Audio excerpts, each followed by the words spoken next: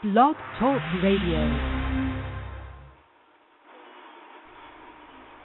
Hey, yo, MOM Radio and the Pipe Bomb Radio Network present Not Your Mama's Radio Show with your hosts, former WWE superstars and two men that are always on a mission, Oscar and Sir Mo.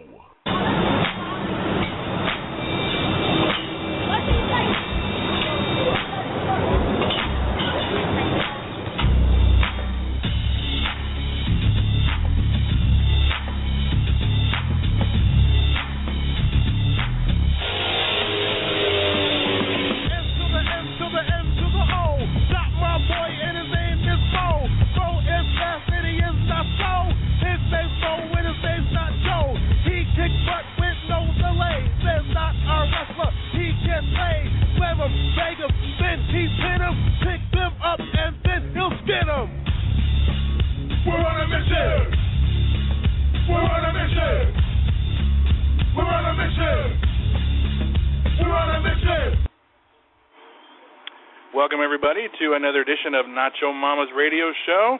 And here are your hosts for tonight, Oscar and Sir Mo. Hey, everybody, another edition of Not Your Mama's Radio Show. Felix, how you doing, buddy boy? I'm doing good, man. How you been? I'm all right, Felix. I'm all right. Sir Mo. What's up, man? What's going on, baby? I don't know it. Glad to have you back, Felix. Yeah. Thanks. It was a mess last week. Yeah, it's just a big mess, but glad to be back. Welcome, Mimi. How you doing? I'm good. How you guys doing this week? Good, Mimi. Sweetie, how you doing? I'm doing good. How you been? I'm good. You have a good week? Yeah, pretty good week. Good, Had a rough good. day, but I'm sorry to hear that. Well, this should be a very interesting show. Yeah, it's gonna have. Now it's gonna, man, it's gonna be a good one. But first, we're gonna have a discussion before we get into everything that's going on tonight.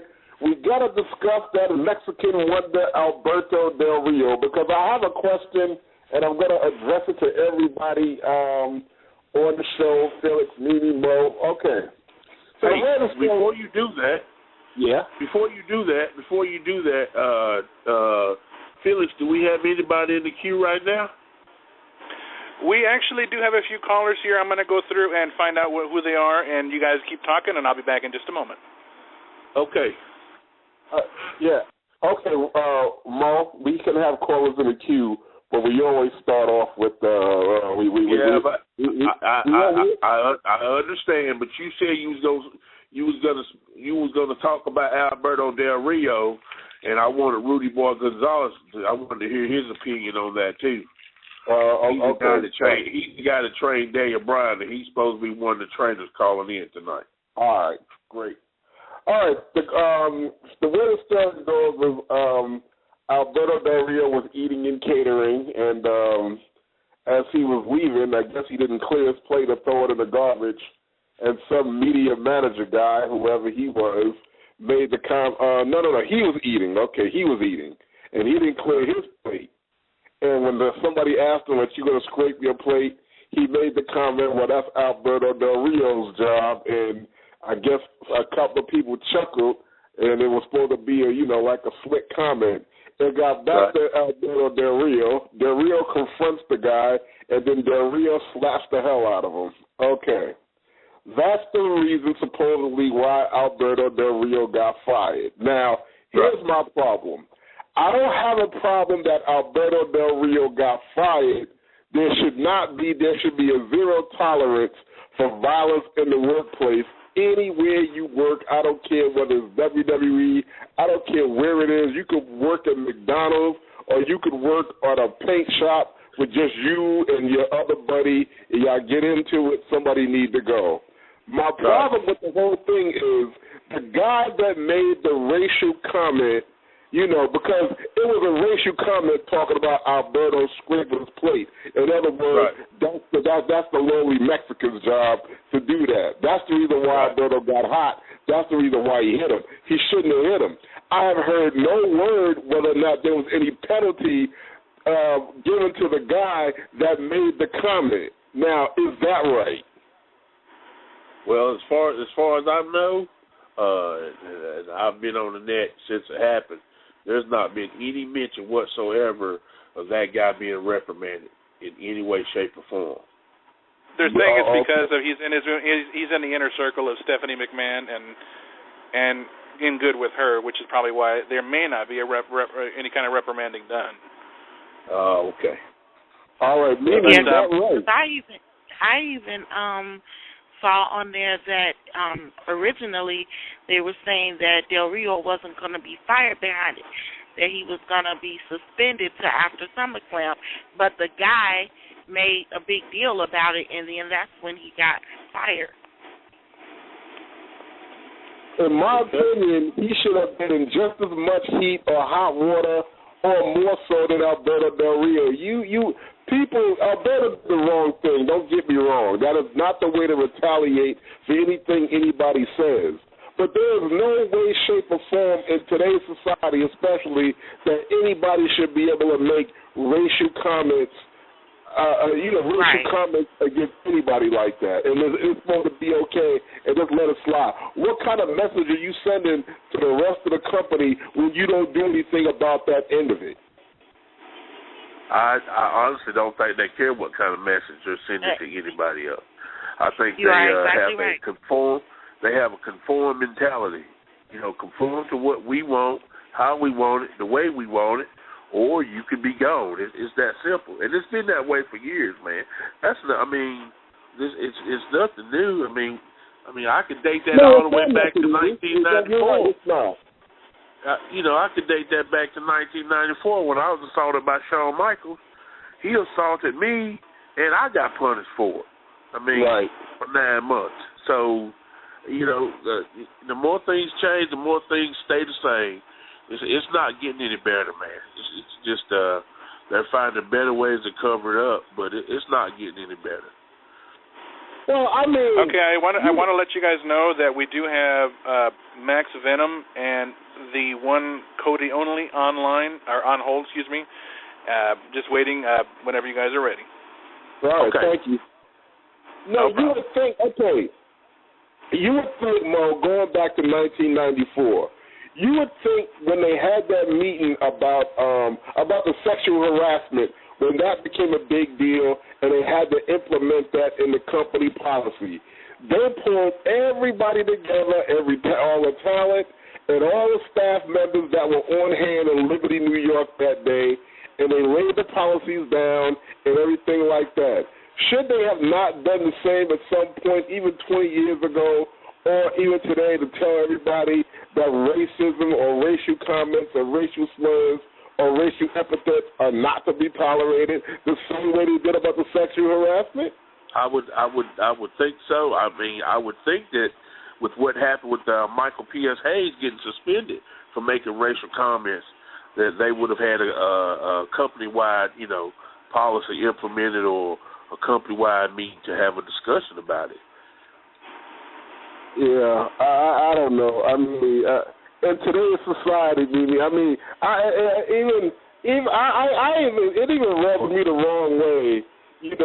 When Zeb Coulter go out there he walks a very fine line with his rhetoric. I mean, he don't go overboard, but at the same time, when you read in between the lines with his his deportation policy and all the other stuff he say, and Jack Swagger standing next to him looking like some militant who wants to shoot every minority he sees. I mean, it's I don't know. It just makes me uncomfortable. You say he walk a fine line. My personal opinion is just my opinion. It's not a fine line he's walking. He crosses the line every time they go out and they make any kind of comment about who should be in this country and who shouldn't be in this country. And I know it's entertainment, but, you know, some people work hard legally to come into this country, you know, and they come here and they go to school, they get an education, and they don't cause problems. They actually, you know, work for the betterment of the country, you know, and for them to even do that thing, to me, is an insult and slapping somebody's face.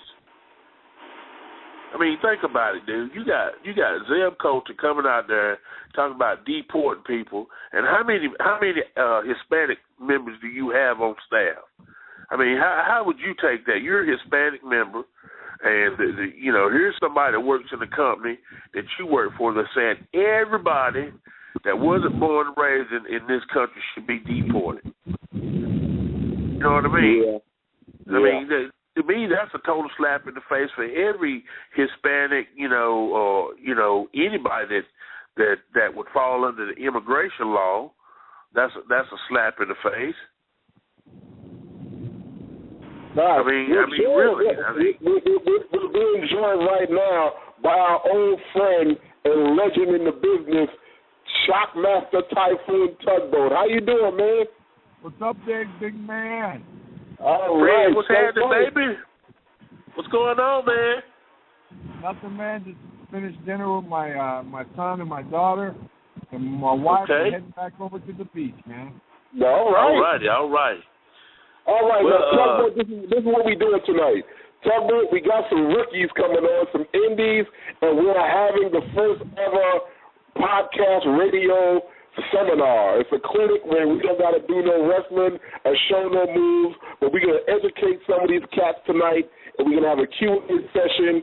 They're going to learn from you and ask all kinds of questions, and you're going to give them some knowledge, and we should have a good time. You up for it? I try to do the best I can, man. All right. I also want to let you guys know that we've got Rudy Boy Gonzalez on hold as well, just to let you know. Okay. All right, Fred. Rudy. Also, we got Rudy Boy. I'm sure you're familiar with who he is. He's gonna join us as well, and he's gonna take some Q&As and share some of his experience and his knowledge with the way he taught Daniel Bryan and Brian Kenby and Lance Cage and some of those guys, and we're going to try to give a few of these indie guys a little enlightening tonight. Everybody up for that? Sounds like fun. Man. And we got another surprise. And going to join the conversation in about 30, 40 minutes is going to be our old buddy Bushwhacker Luke. So, hey, it's going to be a wealth of information. We're going to do the WWE report, WWE news at the top of the hour, find out what's going on with the WWE, and then have a discussion about that. But for the next 48 minutes or so, we are going to start our seminar. So, feel free to let them all in. All right, I'm going to go ahead and bring on Max and Cody. And did you want me to bring Rudy on right now, or should we wait afterwards? No, bring him on right now with Fred. All right, we'll bring them all on. Gentlemen, you guys are all on the air live. I'm on. Hey, I'm on here. How's everybody doing? Good. Doing great. Rudy. How you doing, Fred? what's up, Big Daddy? I'm just here doing what I'm doing. How you doing, Mo? All right, guy. All right. We got Max Venom, indie guy, indie talent, and we got Cody Only. Max Venom is out of North Carolina, and Cody Only is out of Tennessee. They're both in the room here to get a little bit of knowledge. Before we get started with Fred and Rudy and them sharing their knowledge, Max, why don't we start with you and you just kind of introduce yourself to the room. Well, my name is Max Venom. I wrestle for Ring Wars Carolina out of Fayetteville, North Carolina. I've been in the independent business now for 2 years, trying to soak up every bit of knowledge I can. Last November, I was able to soak up a vast amount of knowledge whenever I was invited to come out to Humboldt, Tennessee, and do the seminar for Mo, Oscar, Bret Hart, and Tammy Stitch, and that was a true blessing right there. I mean, that was worth every penny and then some. Just to go out there and get the knowledge that I learned, that full day, Because a day's worth of knowledge, you could carry that on for a lifetime. But, I mean, with the amount of people there, you can only ask so many questions, just to be fair, with every talent that was there. I mean, I feel like I've had some questions asked, answered, but definitely would like to ask a few more. And let me go ahead and state as well, Bobby, Oscar, both of you guys are great people. I've met you guys on a personal level, and I'd like to send my personal condolences to you right now for the loss of your friend Nelson Frazier earlier on this year. I also met him as well in Humboldt, and, man, he was an awesome guy. He's an awesome guy, and definitely prayers were out and still out for you guys on that. We appreciate that. We appreciate that, Mac. Cody Only from Tennessee. Well, actually, I'm sorry, Cody, you're from Arkansas. Won't you introduce yourself to the group? Well, as you said, I'm the one Cody Only. I've been working the indie circuit for 12 years now. I wrestle mainly out of Mississippi and Tennessee. I do a little bit in Illinois, Indiana, that kind of area. But, I work for Total Wrestling Explosions is my main company out of Mississippi. And good deal. Yeah. Okay. Well, good deal. Fred, these guys, Max Venom's only been in the business a couple of years. Cody's been around about 12 years. And, what would you say for these guys just breaking in? Cody's been in a little bit longer, but Max has only been in a couple of years. And having met both of those guys, I know that the ultimate goal is to reach that level to where they would go to work for Vince McMahon. You kind of give them an idea of what they got in store for them?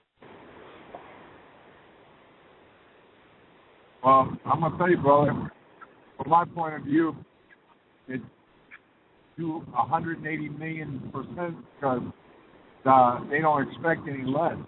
My son's work, and I told him the whole story before he went there, that, this is one of the situations where, don't expect.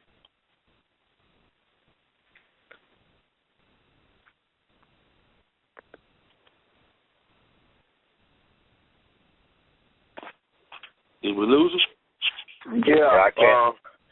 Yeah, we did lose. Yeah. I can kind of pick up on what Fred was saying, though. I mean, Vince. Please do, Rudy. Also, okay. you would know. You guys would know. He doesn't expect anything less than, just about perfection. He doesn't, I know when I bring in my guys for, when they come through Texas, and I send some guys up for their little tryouts or whatever they do. The last time they were through here, just last week, as a matter of fact, I had one guy, and he paired up with some other kid, and then there were 6 other guys, so they paired up. So there were 4 matches that they put together during the daytime, and Joey Mercury told them, "Hey guys, just want to see what you can do. Keep it simple, but give me a good solid match." And so the first 3 guys, no doubt, they went out there and tried jumping off the corner and, doing indie stuff.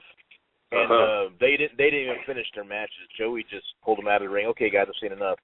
And then my guy, because that's just what I teach the guys. I do have guys that I work with that can do, the dives and all that stuff, but they know when they just want to see basics, just keep it simple. So my guy did his match with whoever, and they did the full 10 minutes. They kept it simple: tackle, drop down, get it again, tackle, drop down, close, easy stuff.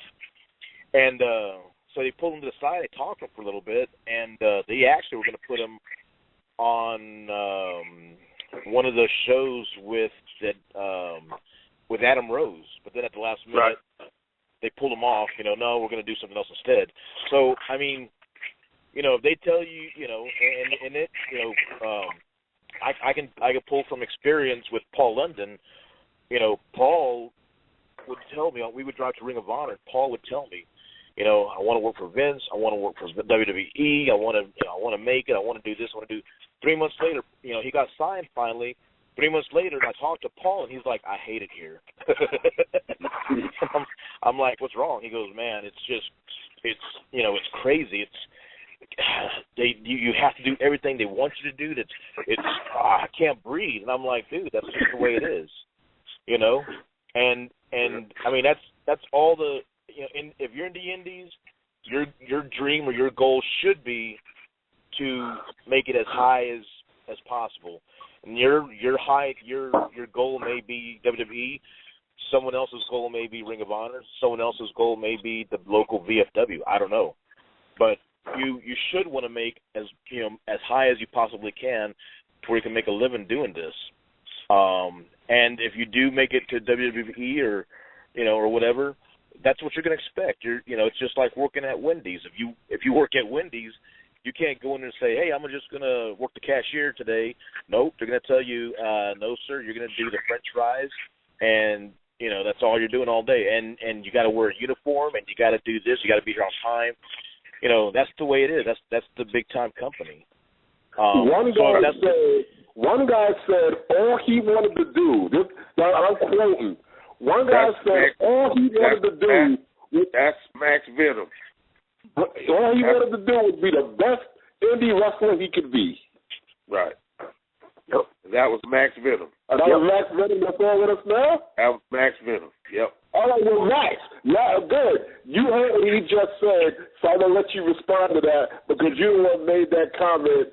And honestly, and I mean, I don't mean this in a bad way, honestly, I didn't understand what you meant by that day, and it drove me bananas. I've been quoting you saying that ever since you said that. Everywhere I go, I always tell that story. But tell us in your own words what you meant by that and why you feel that way, because maybe everybody's dream is not to get to the top. Maybe everybody's dream is not to go to WWE. So I'm glad you're here because you can explain what you meant by that comment. All right, yeah, I could totally explain that comment because I still 100%, back what I said, that day, November 30th. What I said was that what do I need to do to be an excellent independent performer to where in the same aspect I could help the next guy get up to the next level. One reason of that being is because I am hugely into being a family-orientated guy, and being a part of my son's life and my wife's life is very tremendously, important to me, to where I can, I feel I could get just as much enjoyment out of wrestling in front of 200-300, independent, fans that are diehard independent fans, and I could feel totally good about that just for the fact that I got to live, my dream as a wrestler to some extent, but in the same aspect, I could help the next guy because I work with a lot of guys right now that, they are diehard hungry, They say that's their dream. I want to go to WWE. I want to go to TNA. I want to go to Ring of Honor. And for me to wrestle with guys like that, it's an honor because in the same aspect, I can look back one day and say, yeah, I helped this guy get to this pedestal. To where, in the same aspect, if you're a wrestling fan, being in the ring, of course, going to WWE, it's every wrestler's dream. Mine, of course. If WWE came up to me and said, hey, look, we've watched your matches, they're pretty solid and they're what we look for because, my trainer, he's very, very, very stickler on, look, WWE, they look at the basics. That's what they look for every seminar that I've been to, and I've been to a ton of seminars. I've been to Q-Ball Carmichael's seminar, Steve Carino's seminar, I've been to your guys' seminars, and I've got, 3 notebooks slam full of notes, So, it's when I go to these seminars, I'm not looking at it, just for myself.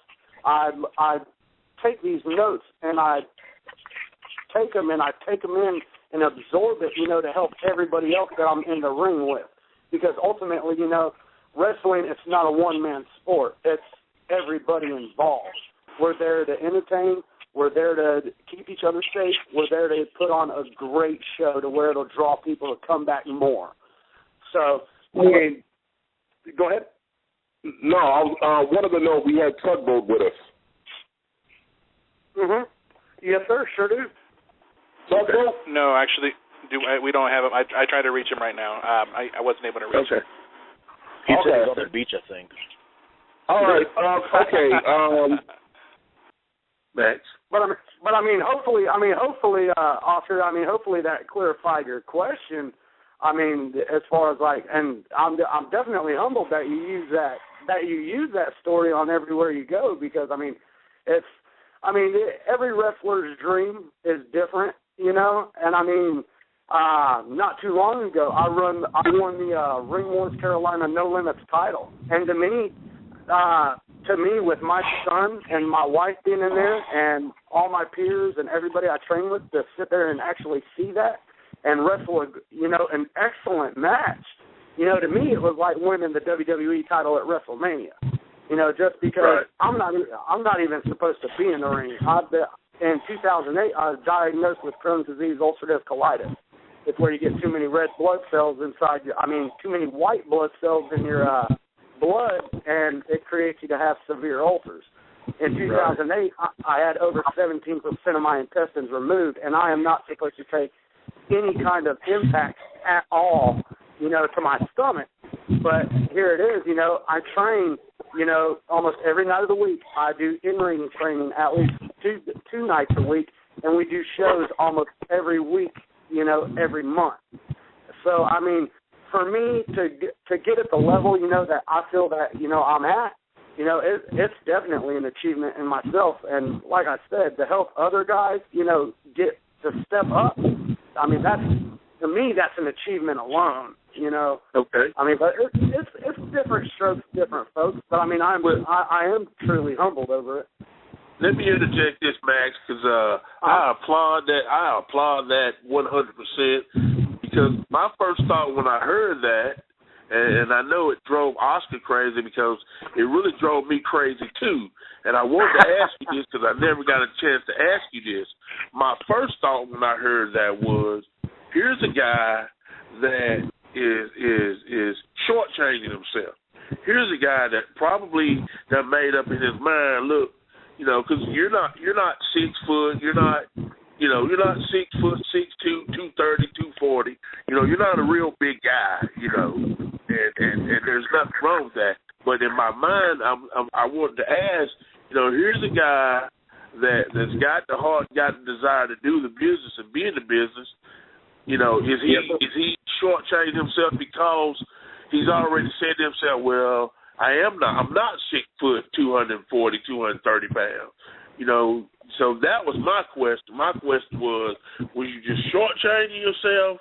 But after hearing that explanation, I totally understand, because here it is 24 years later, I've been in the business, and I've been there and done that, and I have a lot of regrets, man, on a daily basis when it comes to in regards to my children. My son, who just turned 19, and my daughter, who's 24, who was my firstborn child. If you ever seen that movie, The Wrestler, the part where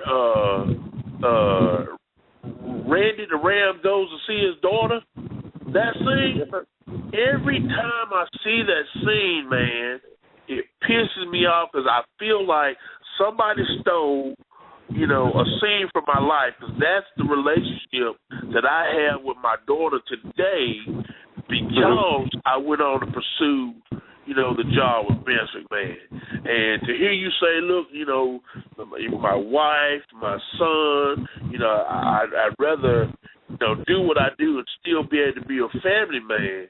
Man, if I could turn the clock back on my children today, if I could turn the clock back, I would have that same mentality that you have, because I hate the fact that my daughter could care less than she sees me or not. I hate the fact that hold on a minute, my we got Tugboat back with us. Tugboat, the question is this. Okay, for those people who are aspiring to get to the top, Ring of Honor, TNA, WWE, whatever, what in your opinion, do they have to do? What do they strive for? What do those companies look for? How do we get in? How do we get down?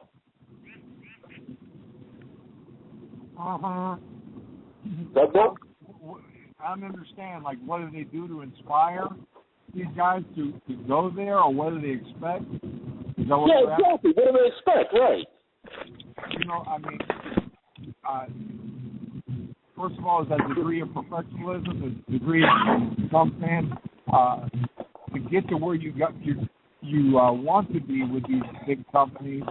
I mean, there's guys out there just like these guys who worked independent for years and years and years, and and they get frustrated. I mean, but if they get the opportunity, to work up there and go up there. I mean, they want you to give everything that you have. You know what I'm saying? And the thing is with this business is like the great Malenko when he broke me into business. You know what I'm saying? You work the same as in front of one person as you do in front of a million people. You give them everything. They've paid their ticket. They come to see you. You know what I'm saying? You need to be humble. You need to come up there with your A game. You need to listen and be respectful of all the guys that are in that locker room with you, of all the guys that you were working with. You know what I'm saying? These are all big, important things, to remember. You know what I'm saying? You're in a business where you have an opportunity. You've now come to a place where you're going to get an opportunity, but when you get it, they give you, time is expensive, man. You know what I'm saying? You look at they talk about Super Bowl, what it costs per second or whatever, when they're talking about the advertisement, stuff like that. The same thing with WWF. They give you a gimmick. They put that, and it's up to you. They can only do so much. The rest is, they want you to be comfortable with that gimmick. If you're not comfortable with that gimmick and you don't give it everything that you have, you know what I'm saying? You're going to fall by the wayside. They don't have time. Time is expensive, man. They don't have time to get you over. You have to get you over. You know what I'm saying?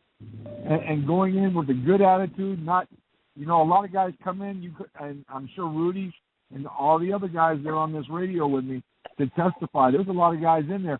If I could, as my mom used to say, if I could buy you for what you're worth and sell you for what you thought you were worth, I'd be a millionaire. Yeah, that's right. Yep. And the business is a business of egos, man. And there's a lot of big egos. When you walk in that room in there, and you have good guys, you have bad guys. I used to give the analogy all the time. They go, well, they ask me, they go, did you like being, when I go to these Comic-Cons or I go to a fan fest or something like that, did you like better being a bad guy or a good guy? I said, well, the best thing is I can tell you is this, okay?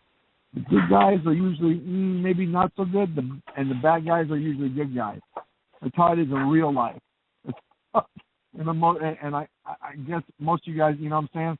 I've met a lot of guys like that, that just, they get a little taste of it, and they get up there and they start believing their advertisements and believing, the stuff, they think they are their gimmicks, if that makes any sense. It's called believing their own hype. That's exactly what the name of that is.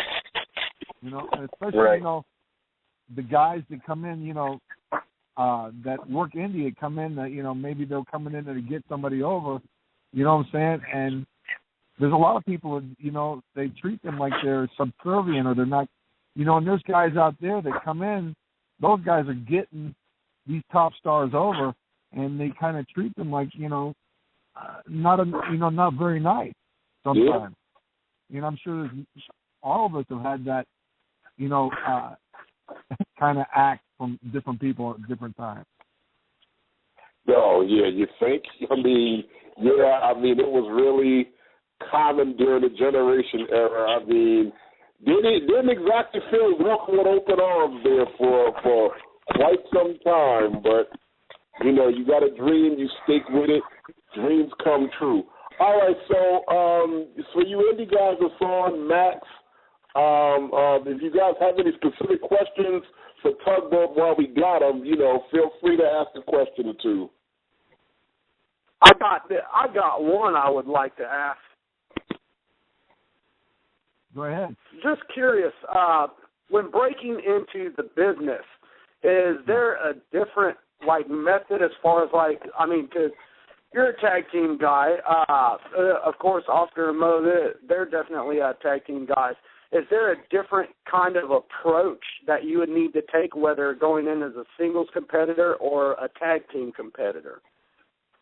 No, I mean, the bottom line is a lot of tag teams are so interested in what they're doing, and how the beginning of the match and the end of the match is, but the meat and potatoes of the match, they kind of lose track and don't work together.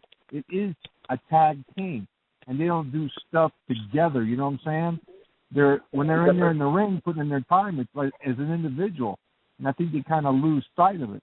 But the work is no different whether you'll be a single or a tag team. But if you're going to work as a tag team, work as a cohesive team, doing different stuff, fast in and out tags, diverting the attention of the referee. I see a lot less of that in some tag matches now, where guys don't use, you know what I'm saying? Especially heels that don't, they're sort of interested in doing a fancy move with that, but not doing stuff and making people think. It's like you're watching two single matches. Right. I totally agree. But you got to keep one thing in mind, and I'm sure Tugboat or Mo will agree. Just because you go into the tag team does not necessarily mean that both of y'all are going to make it. Mo and Mabel were blessed that they were able to be a cohesive tag team, be a cohesive unit, and when one got a job, the other one got a job. When one got the opportunity, the other one got the opportunity. But like everything else in life, you might get into a situation where you might make it and your buddy don't, or your buddy might make it, or vice versa. And you got to be mentally prepared to know whether or not you're going to push forward as an individual should the opportunity just come up for you. Mo, is that right or wrong? You're 100% correct. I would say that one of the things that Nelson and I used to always talk about is, and we eventually got away from this after we got up there because, they know how to manipulate the situation a little bit better. But one of the things we used to always talk about was, look, we're a tag team. We go work for somebody, we work for somebody as a tag team. If they say, well, we want to do this with this guy, no, we're a tag team. When you see us in the ring, you see us doing combination moves, you see us doing double moves, we try to work as a tag team. We try to look like a tag team and not just two individuals that they threw together. And we had the mentality that we're working as a tag team, that we wouldn't let anybody split us up, as a tag team unit. And like I said, once we got up there, working for Vince, they have a way of manipulating a lot of things, We're not breaking up the tag team. We're just trying to do something different right here with all the big guys, because I recall one time it was a TV or something. I don't remember if it was Fred or if it was John Test. I think it was Fred. I'm not sure. But there was a tag match where they put Nelson with Fred against Bundy and somebody, and I was thinking to myself, okay, I know I'm not as tall as Fred, but I'm damn near as wide as Fred, Why split the tag team up to do that? You know what I mean? It wasn't anything personal against Fred, but why split the tag team up to do that? So those are the kind of things as a tag team you're going to run into. I'm sure that once Fred and John Tenta got put together, they probably thought, man, you know what, this is a great combination here. Let's not let them mess with that. But you don't have any control. Sometimes you have to say, well, I gotta follow the toe the line, or I might be out of a job, and I don't want to be out of a job because I gotta take care of my family. You just gotta know as an individual or tag team, what's most important to you. If you've got priorities and you stick to your priority, what's most important to you, then I think you will be successful in either case. You know, but when you allow somebody else to manipulate what your priorities are, then that's when they got you by the horns. And once you lose control, you never get it back. Okay, right. Now, Dreamy, bringing you into the conversation, you and your homegirl go to get a job. They're going to get the same job. Y'all fill out the application together. Y'all got equally strong resumes. They take you, but don't take her. Are you going to not take that job because they're not taking your girlfriend? No. No, I mean, that is actually, no, I'm not going to not take the job. But that's actually happened to me before. It was the opposite way around, though. My cousin and I were applying for a job, and we were both, like you said, equally qualified for it. She got it, I didn't. Oh, okay. Yeah, so, but here's the thing. mean, that's a good analogy, but here's the thing. It doesn't work that way in wrestling because there's no two people, regardless of how much talent they are, in the eyes of the people that's doing the hiring, are equally qualified for a spot. You know, one person may bring more to the table. Like for me personally, I always told myself in the whole Men on a Mission thing that I knew what my role was in the thing. Yeah, I'm part of a tag team, but my job there, and this is how I reconciled it with myself, and this is what kind of kept me grounded. My job was to go in there and to work and bust my tail to get Nelson over. Because ultimately, in the end, that's what the whole thing was about. The whole thing was about getting the big guy over. You know, I go in, do all, work, bump, take all the bumps, make the tag, get the big guy in, and we're going to the house.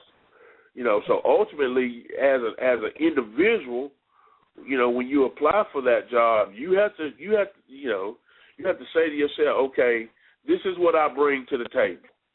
And if they let me bring what I know I bring to the table and function with that, then I'm satisfied. And then it's easier for you to walk away, with yourself, depending on what the outcome is. But if you go in there thinking, well, I'm better than my partner, I should get the job regardless. Just because you think that doesn't mean that they're going to feel the same way. And that one thing is for sure, you always go in there grounded, man, expecting the worst. And then if the worst doesn't happen, then you can be happy about it. Yeah, but the bottom line in this business is the only guarantee is there are no guarantees. Yes, sir. Okay? Amen. Amen. Told me that. And you'll hear it, and if you think that way, they may see something in one guy that they don't see in another guy, or they may see you in a whole different character. We can do this. We can restructure them. I mean, you can look down the line of characters that have come down the line in the WWE, WCW, TNA, whatever you want to do. It's trial and error.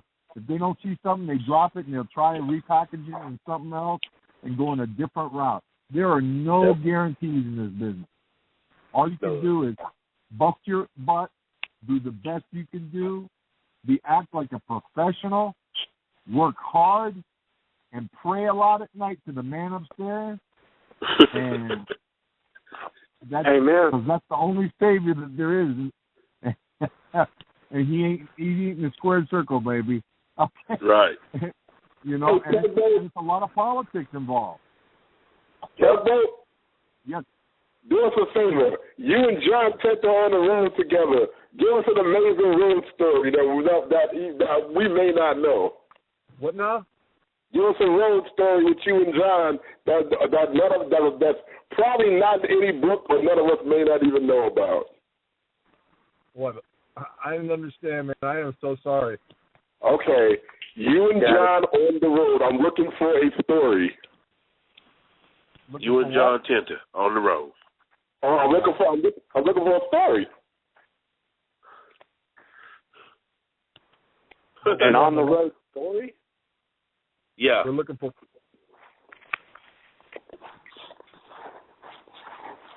Okay. All right, let me slow down. Okay, sorry. I'm looking for a good real story. What a story? Yes, a real story with you and John. With me and John? Oh, my God. I'd get in trouble if I gave you some of those stories. Well, you've been on the road. But I want to hear about you with you and John. Hey, every time I tell somebody something, I say, is that truth? Yeah, give or take a lie or two. You know? I love it. But on the road, my stories, I mean, the stories are endless, man. I mean, we've been stopped with, can't even go into those. I mean, yeah. You know, I really can't. My wife and my kids, you know, oh man, you should write all these things down there. I said, man, you know, it's out of respect for the other brothers. Right. That the ones that the people would want to hear about are the ones I couldn't do because of my friends and their family. Even the guys that maybe I didn't care that much about in the business, you know, and there's a lot of them, you know, I've never said anything bad about somebody, okay? Right. But it's a business. You know, I try to explain to people, it's a business like every other business. And how many times have you gone to your work in a normal job and couldn't stand the guys you were with, or they were, you know, something about them or something the way they treated other people or things that they did that you just could not deal with. It's the same with every job on the planet. We just make our jobs a little bit different. We make our living in a fun, exciting way. You know what I'm saying? You know, when you get so many guys together and you're with them on the road more than you're at home with your family, people, you know, got to entertain themselves. Absolutely. You know, and let your mind be your imagination, because it's the full spectrum, man, as far as that goes. How many times you seen guys luggage chained to a hot water pipe in the ceiling, or people's falling asleep at the wrong time and maybe coming out with half of a mustache or half of a beard, or head buzz.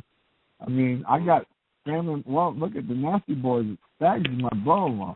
Oh my God! Just about on them. But me and Quake, we stay with each other to stay out of trouble.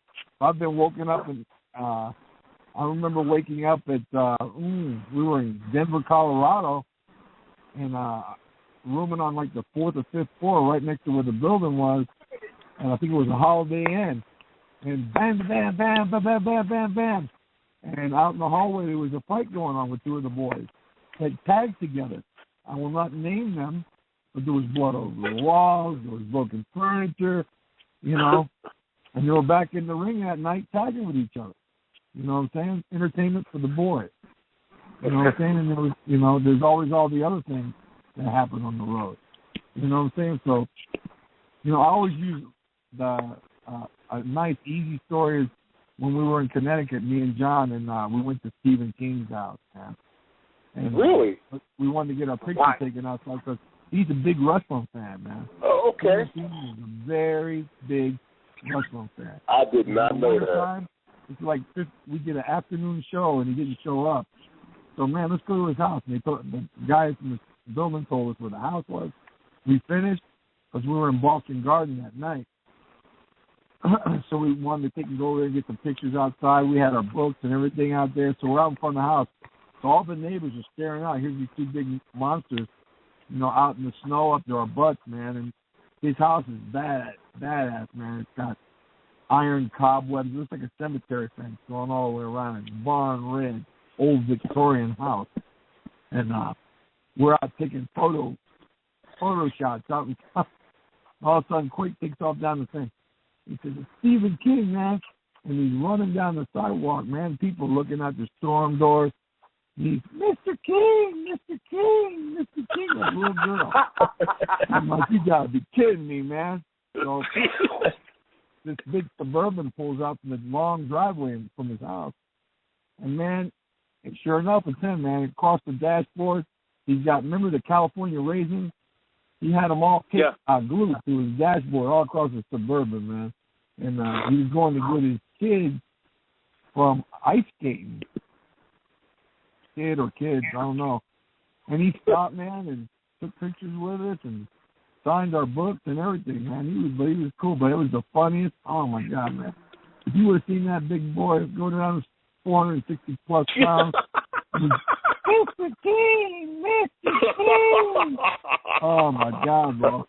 It was funny, man. Wow. That is fantastic. Stephen King, one of the greatest horror novel writer, hands down, on the planet. He's awesome, man. And just a big wrestling fan. Wow, I did not know. I didn't know he was a wrestling fan like that. I really did. You learn something new every day. Yeah, man. You know, so I thought that was, man, I just thought that was the coolest thing, man, in the world, man. I was like, oh, my God, I can't believe you making me want to call him. You making me want to call him. And, man, I'm telling you, man, he's a nice guy, man. What a nice guy. Hey, Stephen King, Typhoon said call you. It's Oscar. How you doing? Can I get a shout out? Nothing wrong with it. Wow. But, yeah, man, I mean, I just, me and my partner, man, we've been to 46, I think, different countries, all 50 states. I'll tell you about that when we were wrestling. I was talking to my boy tonight. I'm like, we were wrestling. Because he just goes out a little few days every week, and I'm like, and he's, the first day back off the road, man, he's in a coma. I'm like, my son. I said, I was wrestling 300 days plus a year for almost 18 years, man. I said, you got to be hardcore, buddy. All right, everybody. It is 8 minutes to the hour. John, we want to respect your time, so we're going to let you get on out of here. We appreciate having you. I love you, man. I'm going to see you at a Comic-Con or convention. You gave us a wealth of knowledge. That is a great story. I'm going to call Stephen King and tell him you told me to call. But, I love you, man, and I'm glad you called. I appreciate you doing it for us. Oh, thanks, bro, friend. I appreciate it, man. I wish I had time to spend more with you guys, man. I love you guys. We're going to get together. We are still living. We still live on this earth. We got a lot to do, a lot of appearances to make, a lot of places to do. We got to get up and down the road. And we at the age we are now, we're going to make our own road story. So don't you worry about it. Hey, tell them we said hi. And Rudy is the best, man. He taught me more stuff when I was in Texas, bro. We had a lot of fun. Oh, man. Unbelievable, brother. I miss you. Good times. I miss you, too. I'll give you a call, Fred. All right, bro. Do that, please. All righty. All right, everybody. It's going on top of the hour. First, we're going to go to commercial break, and then we're going to come back with our WWE report with our very own Miss Dreamy Mimi. So, Phyllis, we're going to come back with the news. Oscar, I just wanted to let you know, too, when we come back, we do have Smash Ventura online on hold as well. Just an FYI. As soon as we finish the news, we're going to get right to Smash Ventura. Smash Ventura did the most amazing thing for me. I invited him on the show. I got to get into that. We're going to do the news. Then we're going to come back with Smash Ventura. Then we're going to continue with our seminar. And then we're going to do our wrap-up. We're going to run a commercial right now and come back with our lovely Miss Dreamy Mimi, who's not home right now, and I miss her. So I'll get to hear the news. All right, so let's run a commercial. All right. Bye, bro. Hey, Doc, my feet are killing me. The pain, the swelling. I'm not sure I can take much more. I don't walk. I wobble. I can't remember the last time I danced. It's even hard to stand. What's the problem? Well, first you should be screened to determine if you're diabetic. Did you know that 25.8 million Americans have diabetes? Diabetes affects the feet, which is why it's very important to have regular foot evaluations. Here at Freeman Foot Care, we are trained to do just that. So come on back. We'll have you dancing in no time. Okay, sounds good. Great. Please give us a call at 219-882-2000, and we're conveniently located at 650 Grant Street, Suite 4, in Gary, Indiana.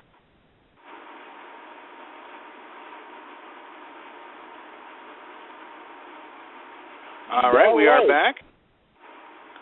And it is time for the WWE report. Dreamy, are you ready? Hello, everyone. Hulk Hogan's birthday bash, Kane no longer the demon, Daniel Bryan cheating. This is your WWE report for the week of June 10th, 2014. Happy birthday to the Hulkster.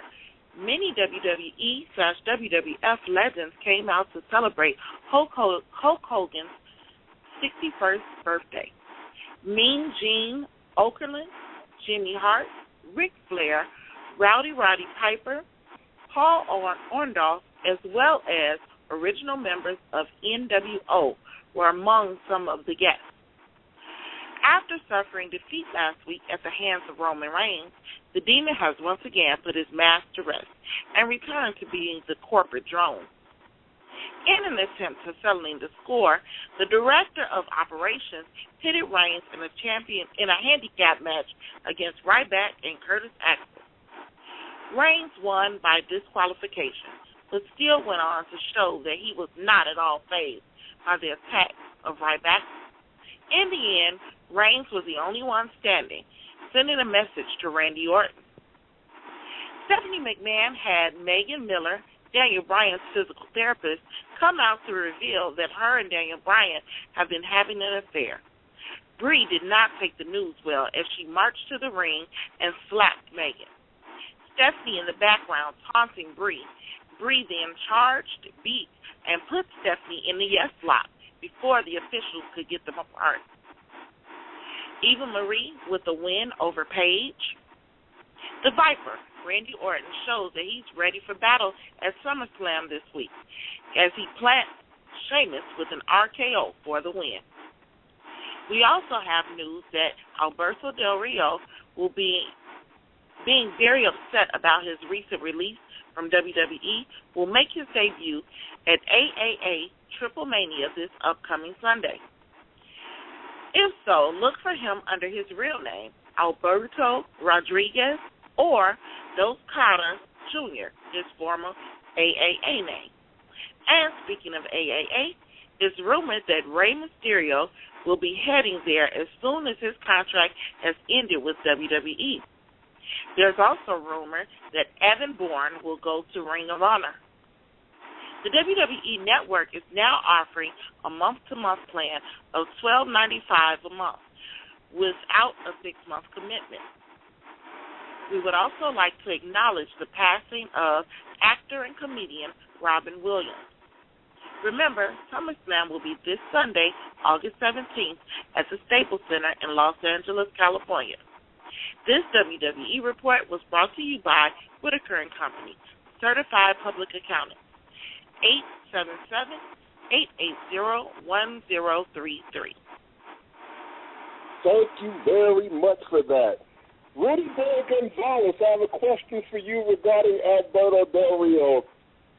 Okay. Down there at AAA, what kind of impact is he going to make? Is he going to be a big star down there? Are they going to relish him with titles? There was a rumor, before you answer that, there was a rumor that TNA is courting him to come here and telling him pretty much, and his fan, it's just a rumor that I read on the net. I don't believe anything I read on the net, but it makes sense that if he comes to TNA, he's definitely going to be the champion if he comes there. They are really, courting him with forearms. Yeah, I heard something to the effect that TNA was looking at trying to bring him in. As far as going to AAA, I mean, as you guys know, I mean, if you made it in WWE or WWF, right. You're wherever you go, you're the top. You'll be the top guy. I mean, he was a top guy down there anyway. Oh yeah, Dos Caras Jr. The only thing that he lost out on coming up here was, when you take your mask off down there, they make it a big deal, and there's a lot of money involved and stuff like that. So I'm assuming he's going to go back down there without the mask. So, I mean, I don't see why he wouldn't. I mean, as soon as he hits the company, he's on top from the get-go. Right. No, okay. Yeah. And when WWE would go down to Mexico, they would send him and Ray down there as the spokespeople, that talk, do all the press and stuff. So I mean, I don't see why he wouldn't be a big, he already is anyway. So is it a better move for him to stay down there, or should he go to TNA, or does he make more money down there just staying in his homeland of Mexico? Oh, I'm sure he'll make more money in Mexico. But I mean, and I also don't see why he can't do both. Right. I'm sure they can. I'm not sure, but I think TNA works with AAA a little bit, don't they? I believe so. I believe they've got a working agreement. Yeah, there's something that I know do. Hernandez. I know for a while that Hernandez was going down to AAA through TNA, and he's released now. But I mean, so I'm sure they can work out some dates and where you can go back and forth and what have you. All right, we're going to have Fizz try to find our next instructor. Wu Yang, one of the Bushwhacker Luke. We're expecting him to join us in a few minutes to give us some of his instruction. But in the meantime, Max, is Max still with us? Yes, sir.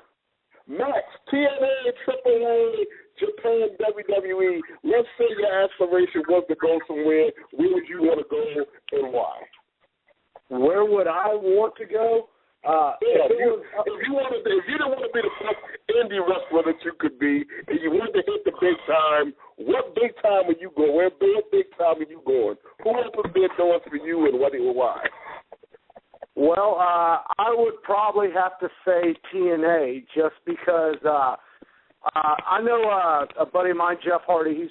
He's a good buddy of mine, and he's told me about the road of both WWE and TNA. And he said it's night and day to where TNA it's a lot less, struggling. I mean, a whole lot less struggling to where, WWE it's a lot more, demanding of you. But I mean, he had nothing negative to say, about either company. But I mean, as far as like where I'd want to go, it'd probably be either TNA or a Ring of Honor type of thing, just because it's less strenuous, as far as like your personal life, because like I said, I'm big into family, and I got to see my son grow up. Okay, hey, Mimi.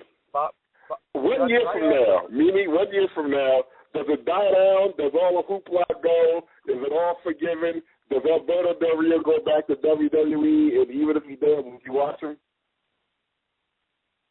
First of all, I don't really think that he would go back to WWE. But again, I'm not a fan of his now, so everybody goes. Don't never say never. Yeah, everybody goes back. Okay. Really?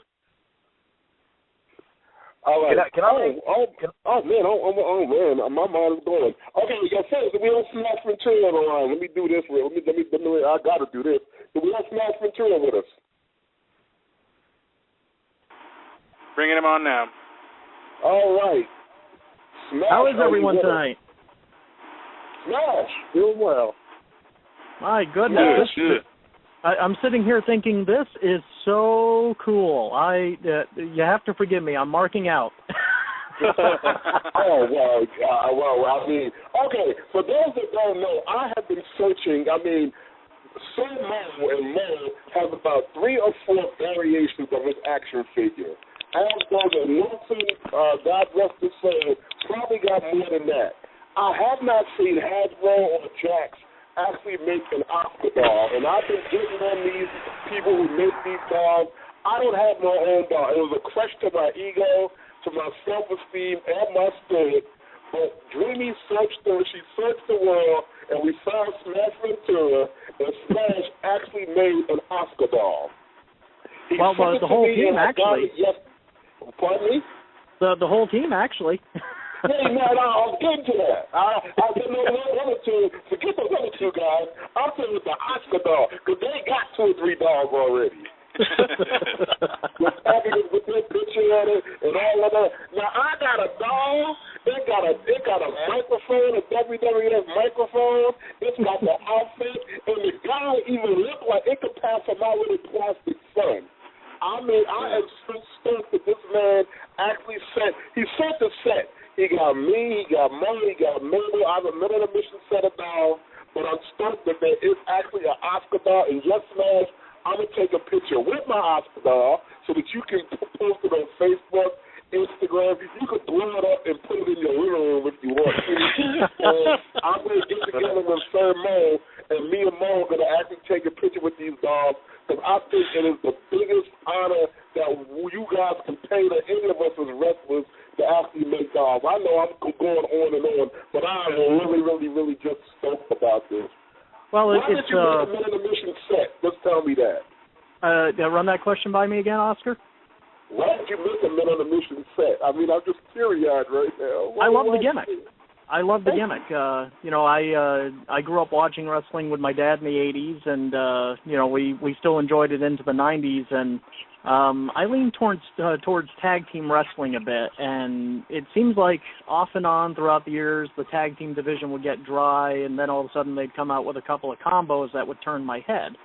And right around when the Smoking Guns came out and you guys came out, Dad and I got excited because we thought, wow, they're going to rebuild the tag team division.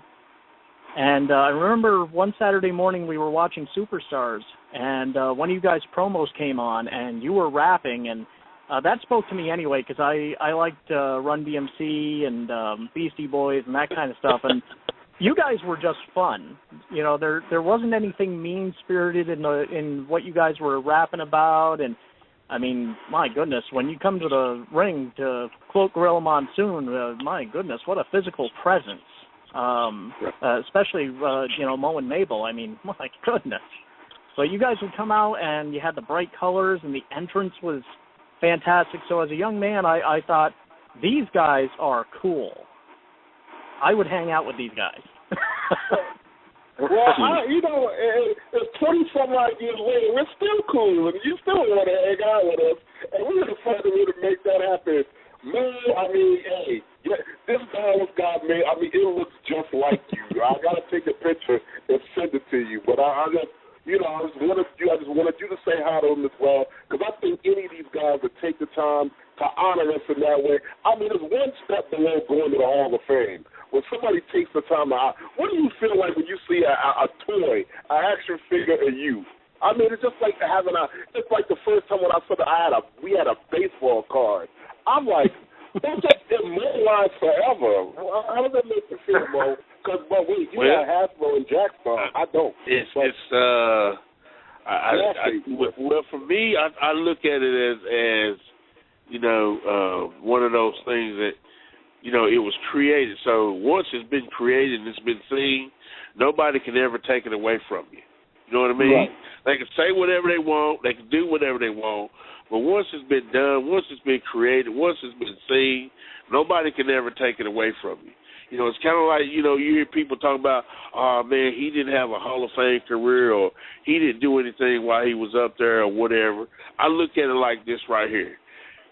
200 years from now, when you read about it in the history books of professional wrestling, and they go down that list and they says WWF Tag Team Champions, somewhere on that list you're going to find Men on a Mission, somewhere on that list. And no matter what nobody says, no matter how they try to keep us off TV or not speak much about us, it's always going to be there. It's history now. And with it being history, for me, I accomplished a lifelong goal, because my whole idea of getting into professional wrestling was, when I died, when I left this earth, I wanted to be remembered for something other than, committing mass murder or something. So, my life is being fulfilled, I mean, in fairness to you guys, with or without the belts, you guys made an impression, and I know I speak on behalf of a lot of my friends and whatnot. You guys came along, and there was nothing like you guys. You guys came along, and in my opinion, you didn't need the belts. I looked forward to, whenever I knew you guys were going to be on a show, I looked forward to tuning in, because I love what you guys did out there. It was very entertaining.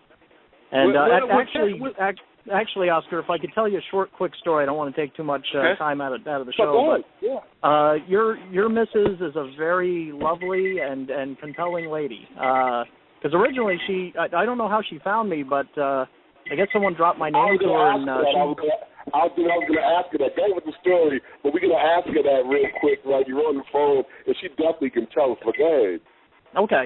Yeah, because I'm not sure how she found me, but she found me, and originally I was going to recreate using the same parts, your figure, and we kept talking a little bit on and off, and I started getting the impression that this was really, really important. So I thought, well, I don't want you guys to wait too long, so I just went ahead and sent the set that I had done for myself, because I can recreate another set eventually. And as I said to her, very, very lovely lady. I enjoyed chatting with her. As I said to her, because she offered to pay me, and I told her I didn't feel right about accepting money for it because, when you get older, you realize, there's people behind the characters. These folks, they miss birthdays, they miss Christmases, they sacrifice a lot so that they can bring entertainment into your home when you turn on the TV. So, as I said to her, I took it as a great honor that, here are the actual people saying we like your customs enough that we would like to have them. So it was very, very flattering to me. That's really how did you find Smash? Run that by me again? Oh, sorry. No, go ahead. Dreamy's actually on the phone. How did you find Smash?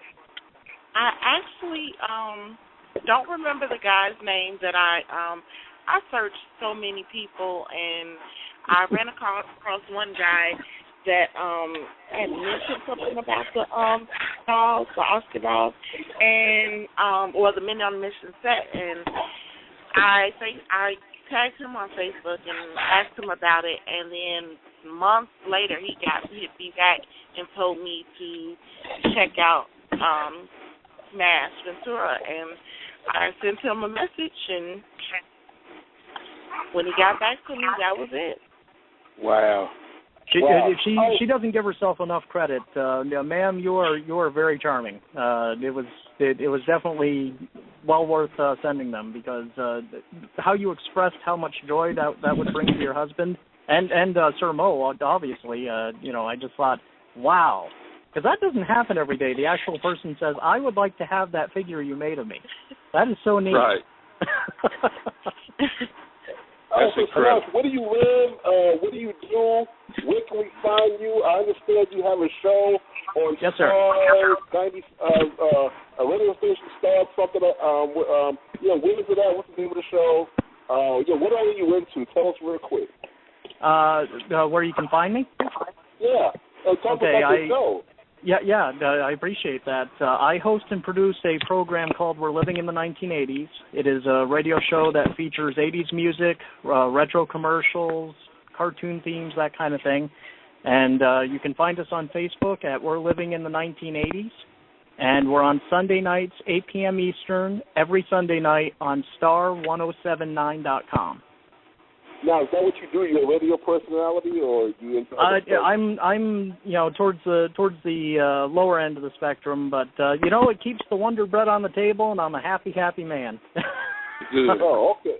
I mean, your full time radio personality, or just that show? I do the show, and let's see, I put out a comedy CD a couple of years back. But it, kind of like I don't want to put myself in you guys' category, but I go on air every week, and I mainly try to reach out to folks in my age demographic that have one time or another said, "Boy, I wish I could revisit my childhood for at least a few hours." So that's what I try to deliver. Yeah, no, it's fantastic when you can do that. I mean, I would imagine a show like that takes people to a happier time in their lives, and anybody that can spend a few hours in that zone, that's a real blessing. So I'm definitely gonna check, because I love the 80s. I love cartoon themes. I love these for them shows I grew up watching, and the 80s was really a great time for me. So yeah, I could imagine a lot of people share that sentiment. Smash, it's been great. I'm glad to meet you. I'm going to call you off air. Now, where are you from? Where do you live? Vermont? I'm in Vermont, Oscar, and I want to squeeze in that it's a true honor for me to talk with you guys, and I appreciate all the sacrifices you folks made traveling up and down the roads to entertain folks like me and Dad. We appreciate it. We've been to Burlington. We've done the best. Matter of fact, one of the funniest things about Burlington isn't Burlington when it's like a holiday when the leaves change color. What do they call that? Help me out. Is that up there in Vermont where they have what's that? Oh boy. People come to see when the leaves change color. Yeah, I'm in actually a smaller area of Vermont. I'm over in Rutland, which is a little further down the state than Burlington. Burlington's a little north of us. Yeah, it's actually a thing where people actually travel around, and I forget for the life of me remember what they call it. When people actually come to fall foliage, that's what it's called. When they're in the fall, people come there to see the leaves in Vermont. It trips me out. The fall, yeah, the leaf peekers. Yeah, the leaf peekers. Yeah, I know it's like the Super Bowl, but it's the leaves. Yeah, okay, that's what they do. All right, guys, thanks a lot, my man. I'm definitely going to talk to you off there, okay? Do you want me to hang on? Yeah, why not? Hang out with us, all right. Okay, all right, we'll do. We got any luck tracking down Bushwhacker Luke? I will contact him right now. Be back in just a moment, guys. While we're waiting on that, Rudy boy, you still here? I'm still here. Okay, bro. While we're sitting here, tell all the people out there in Radio Land a little about yourself and some of the people you've trained and how they can find your school and a phone number.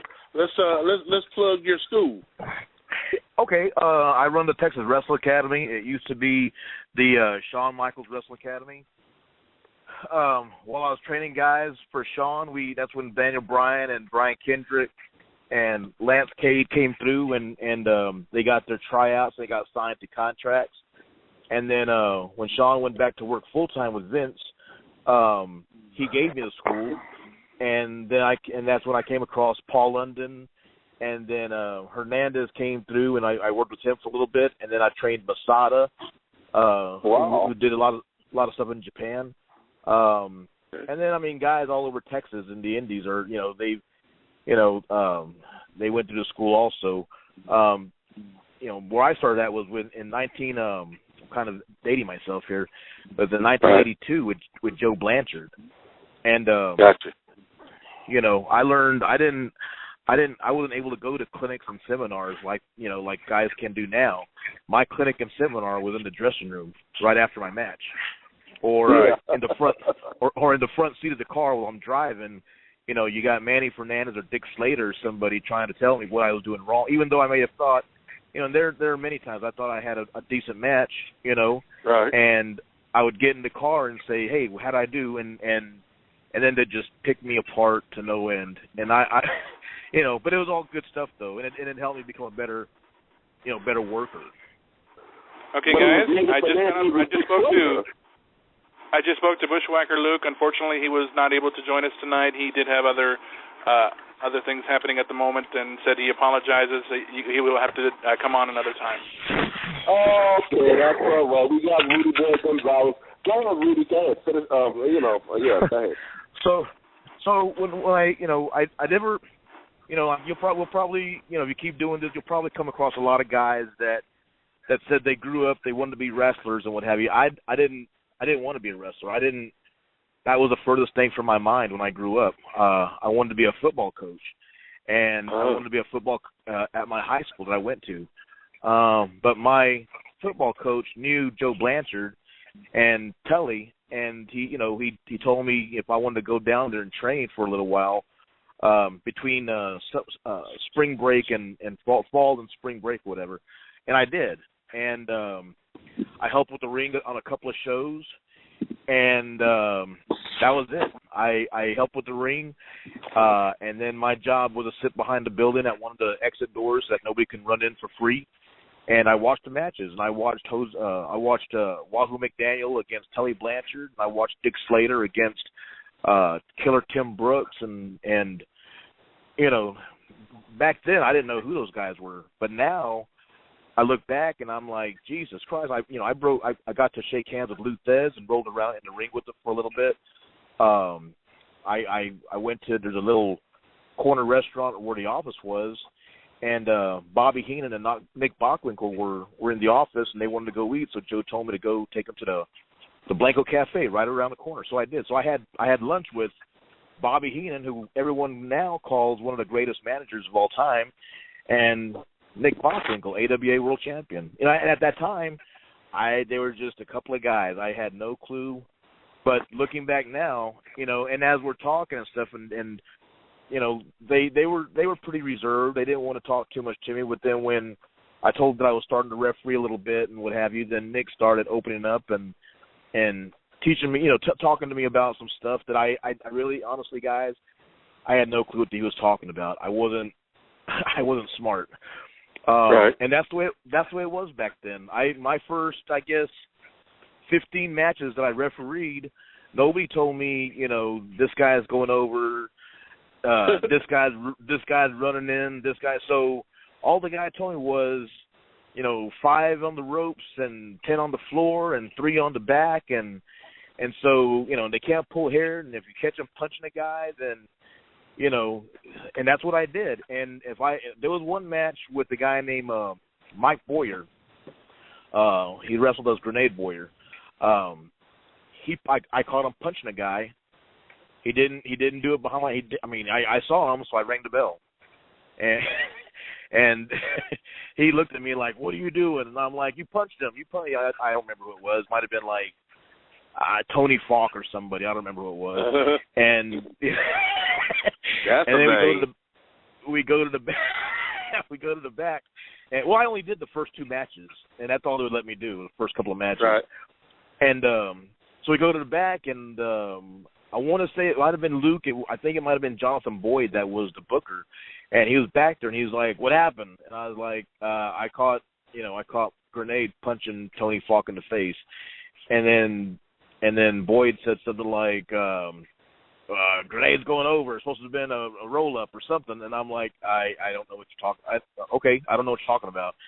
And then somebody I want to say it was Luke that elbowed him and was like, kayfabe, and I'm like, what the F does that mean? I keep hearing that word, and nobody smart me. And then finally, being the green guy that I was, I made a road trip to Odessa, Texas, with a guy named Armand Hussein, and it was just me and Armand, and Odessa was like a 300-mile drive, and so we made the trip. Yeah, I refereed. We drove back. And he said, "You got your trans money?" And I was like, "Yeah, how much do I owe you?" And he said, "What was your payday?" And I said, "I got 75." He goes, "Yep, that's about it." And so I was like, "Well, all right." So I gave him the money. I gave him my it was gas money. And it was back when gas was like $1.05 a gallon or something. You got work. Yeah, well, what happened was that was a Tuesday night, and then Thursday, we did a show in Corpus Christi, Texas, and then Manny asked me, he's like, "How did that Odessa show go?" Manny Fernandez was like, "How did that Odessa show go?" I said, "It was good. It had a good little turnout, what have you." He goes, "Who'd you ride there with?" I said, "Armand Hussein," and he was like, he goes, "How much did he charge you for trans?" I go, 75. And Manny blew a gasket. He got hot. And, wow. He started, "You son of blah, blah, blah," and just went off on Armand. And Armand, I heard Armand say something like, "He's paying his dues, Manny. Come on, Manny," or something, And Manny made him give the money back, and then he gave me the money. And he said, "From now on, you're riding with me." And I said, "Okay." Yeah, so after that, I was a driver for Manny Fernandez and Chicky Starr and Brett Sawyer and Al Perez and Chavo Guerrero and Carlos Colon and sitting there, and Manny was brutal, but he taught me a lot as far as psychology and putting matches together and smartened me up, All the guys did, but Manny and Chavo really helped me a lot. Luke was a booker back then, he became the booker, and he gave me my first few matches. He put me to work, and always, I owe Luke Williams a lot also. Wow. Well, let me ask you something, Rudy. When you at the end of the day, at the end of the day, because I often wonder about this with myself. At the end of the day, do you look back on your wrestling career and ever say, you know, man, dang, man, I wish I'd have made it to WWE or WCW, or you know what I mean? Do you look back and say, you know, if only I had done that, or do you look back and say, I mean, really, for what it is and who you were able to travel with and learn from, you know, that in itself is a career. Well, you know, and I was going to bring this up. Fred just started talking a lot, but I was going to bring this up with Max when he was talking about he wants to be the best indie wrestler he can be. And then he explained himself, and I can appreciate what he was saying, but then I also took offense to that because there's just so much more out there. And like the guy just a little while ago that was talking about how guys go out there, sacrifice, you know, time away from their family and stuff. When I broke in, we couldn't, you know, let me add this in. When I decided to become a professional wrestler, I had a 2-year scholarship to junior college, and, you know, that was, you know, you guys were all parents here, so that's what you want your son to do. And right. when I made that decision, I came to my dad and I was like, you know, I'd already missed school for a couple of weeks, and my dad finally said, "Aren't you supposed to be in school, or when are you going back to college?" And I'm like, "I'm not going back, Dad." And right. he was like, "Why not?" I said, I'm working for Southwest Wrestling." And he was like, "Well, what are you doing?" I said, "Well, they got me putting up the ring and selling pictures and putting out flyers." And he said, "Well, what about school?" I said, "Well, I dropped out." And you guys know, I mean, when your dad looks at you that way, right? You know, right. So I knew I was messed up right there. And he just said, "All right." He said, "Okay, if that's what you want to do, you're going to regret this. You know, right. He said a college education doesn't just come every day. Right. If that's what you want to do, that's fine. You've got to move out." And I'm like, "Oh shoot," you know. And he was like, "You know, you got to be out.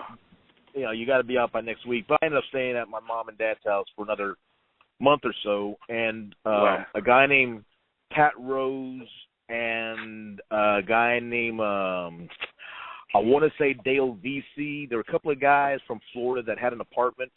They had a one-bedroom apartment, and there were 6 of them, and they all stayed. And I was like, I need a place to stay. And so Pat Rose, and Ricky Gibson, they're like, we can stay with us. We live in these apartments here. You just got to pay like, you know, $50, you know, a month or whatever. And so it was like either sink or swim. My parents didn't support me, so you had to work, and back then there was 4 guys that were kind of like on the side that you know, it was a competition. Who was a better worker that Luke would put on the card? Right. So I didn't have, well, I'm going to make this show, but not this show. I had to work, and I missed birthdays. I missed my dad's birthday, my mom. I didn't have kids back then, but you know, my brother and sisters. I missed Christmas. I missed Thanksgiving because back then Thanksgiving was a big day for shows. Right. Christmas Day was a big day for shows. Right. 4th of July, Labor Day. You know, those were all big. So if you wanted to get on those shows because that's where the payday was. Right. So, you know, when Max was like, well, I just want to be the best, I couldn't be the best at a certain level. I had to be, you know, I had to try and get as high as I could to make money so I can support myself and make a living, you know. The only problem was at that time, unfortunately, we were turning into the Hulk Hogans, the Big John Studds, Kerry Von Erichs, Lex Lugers, you know, Earthquake, and you know those guys. Right. And I'm 5'8", and so so you got to look at yourself in the mirror and say, all right, I'm never going to be 6'4", and I'm never going to be 300 pounds or 280 pounds. What can I do to still be part of this business? And you know, because I couldn't afford to go to college now. So I had to, I guess, reinvent myself. Right. I got on with through Dusty Wolf as being one of the job guys, if you want to call them that, the enhancement guys. And gotcha. I was there. I worked with Renee Goulet, I guess his name was. Blaze, whoever they had, the Beverly Brothers, Razor Ramon, right. all those guys, and it was me, Dusty Wolf. It was the guy that pats himself on the back. I forgot what his. I can't think of his name. Barry Horowitz. Barry Horowitz. And I learned that there's a group of guys that they just squashed, and then there was a group of guys that they worked with. And right. I wanted to be in the group of guys that they would work with. And I still got beat, but I wasn't squashed, Right. And I made paydays, and I was able to pay my rent, buy a new car, put some money away, Right. But today it's just so much easier.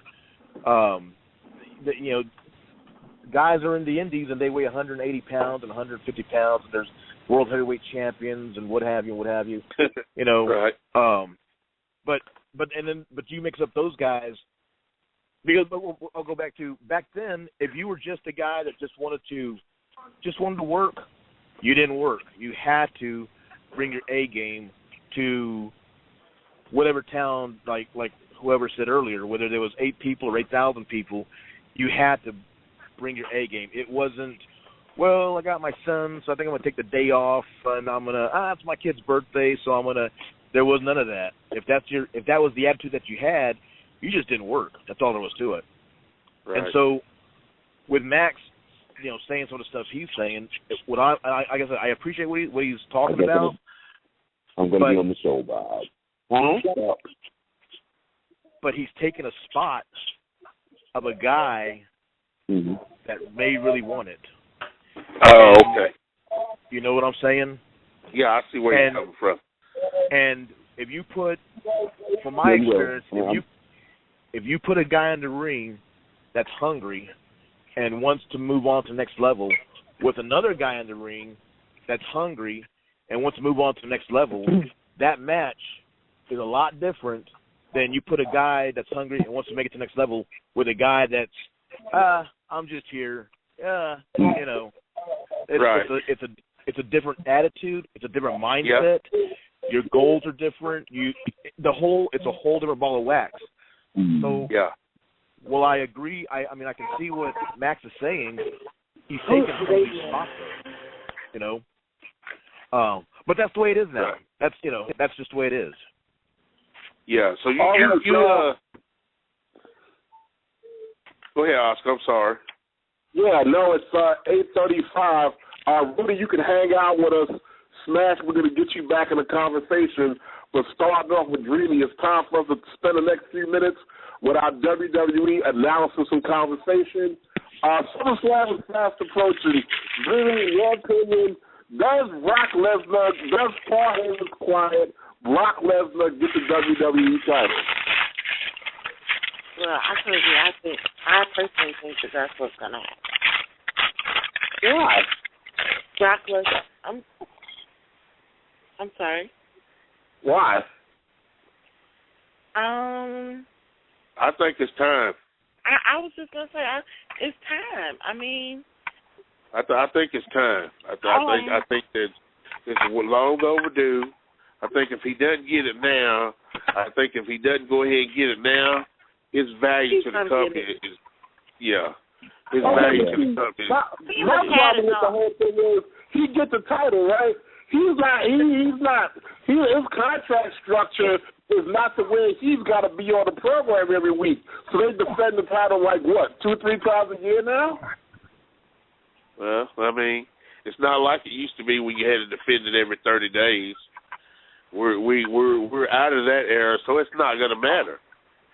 It's not going to matter. He can defend, because it's not going to matter what his contract is. If he doesn't get the title at SummerSlam, then to me, his value to the company, has lessened.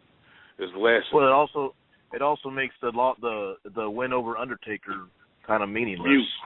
Right. Yeah.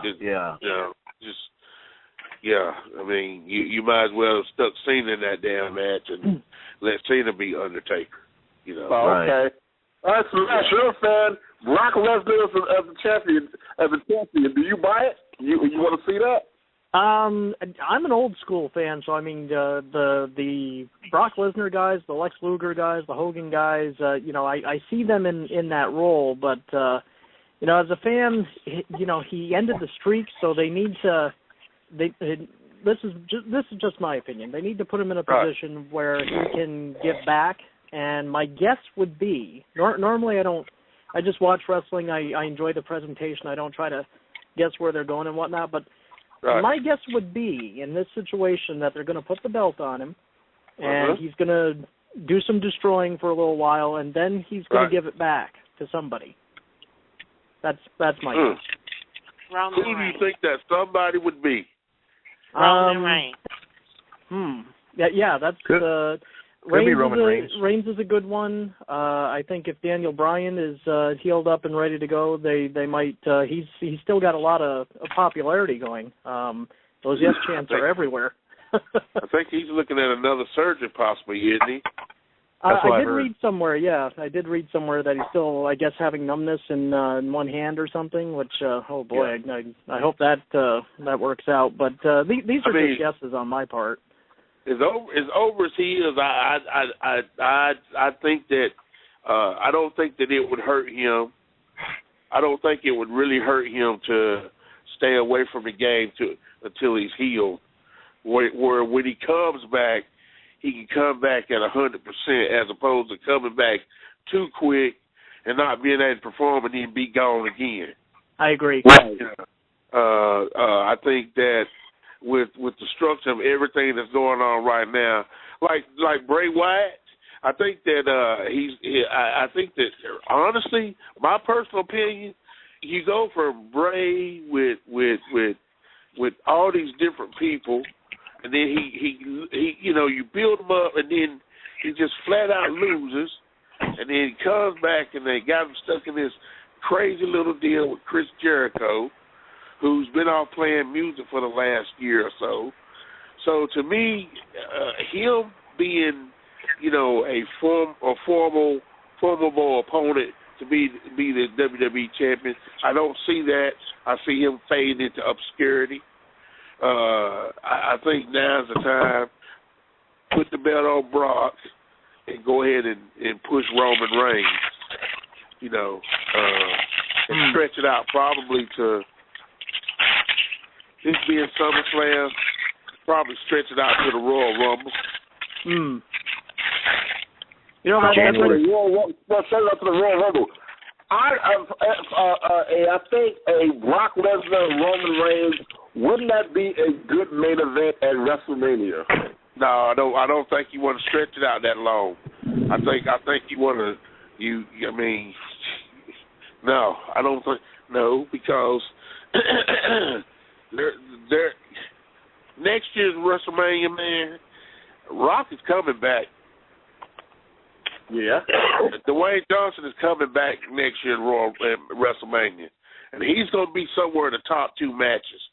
Somewhere. Yeah. I don't see Brock Lesnar being in the main event against Roman Reigns at WrestleMania as being the match that's going to carry that pay-per-view. And that's what that pay-per-view is about.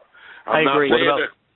I'm not saying that Roman Reigns is not worthy of being the WWE champion, but when you talk about WrestleMania main event, that match has to carry the buy rate, and I don't think Roman Reigns against Brock Lesnar on top is going to be. There's going to be a lot of things happen between now and WrestleMania, and Rock is going to be back in WrestleMania next year. Really, a WrestleMania main event. The Rock against who, in your opinion? Me? Oh. Yeah. Who's getting the question? That's Dreamy's question.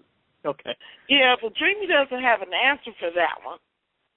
What about it, Rudy? Who would you like to see the Rock to go against?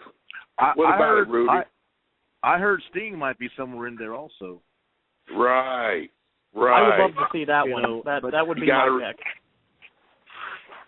So you got to know that he's probably gonna spend the rest of this year and the half of next year just getting in shape to make that appearance at WrestleMania. And it's gonna be a match that nobody's ever seen. They ain't gonna put him in there with somebody that's just currently on the roster right there. They'll milk it all the way up until then, and it may be. I would say Rock and Sting. Right. That would be my pick. Yeah. Oh, that would be the big money draw. If it's Rock and Sting, I'm going. I think that would be the big money draw. Yeah, everybody else would have something to do by that time, I'm sure. Yeah. I think what needs to happen is Roman Reigns, if I was booking, this is just me, fantasy booking, okay? If I was booking, I'd run it all the way around to Royal Rumble, put Roman Reigns over Brock Lesnar, and I would, I know he's a public figure, this, that, and the other, but then I would turn Cena heel, put Cena and Reigns against each other at WrestleMania. I would put Sting against The Rock at WrestleMania, and then I would do a Taker Brock Lesnar 2. You know what I mean? I'm glad you brought that up. I would do a Taker Brock Lesnar 2. Is the Undertaker done, or does he come back? Boy, that's a good question. I think he's got one more in him, bro. Okay. I agree. I think Taker's got one more in him, and then I think it's it. And if I recall correctly, I think the coming WrestleMania is going to be right in his backyard, so that would be a perfect place for him to have one big to last. say goodbye. Yeah. Right. In Dallas. Yeah. Yeah. And I think Taker Lesnar 2 would be the thing. My top 4 matches would be Reigns against Cena. And Cena doesn't necessarily have to be a heel in that situation. They could just make an issue over the belt. He ain't got to be a heel in that situation. But Reigns and Sting and Rock, Lesnar and Taker would be the top 3. And then feel from there. Right. Yeah, and then feel from there. You got to go ahead and do something with Romanov, the Russian guy. Oh my goodness! What a monster he is. It's either go on and give him the push, you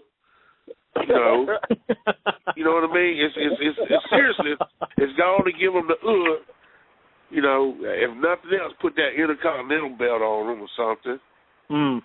But go on and give him the and see, I personally think that something that would be intriguing would be AJ. This is fantasy booking here. AJ against Charlotte Flair, making her debut. On making her Raw debut or the Big Show debut at WrestleMania. The NXT champion again versus the WWE champion.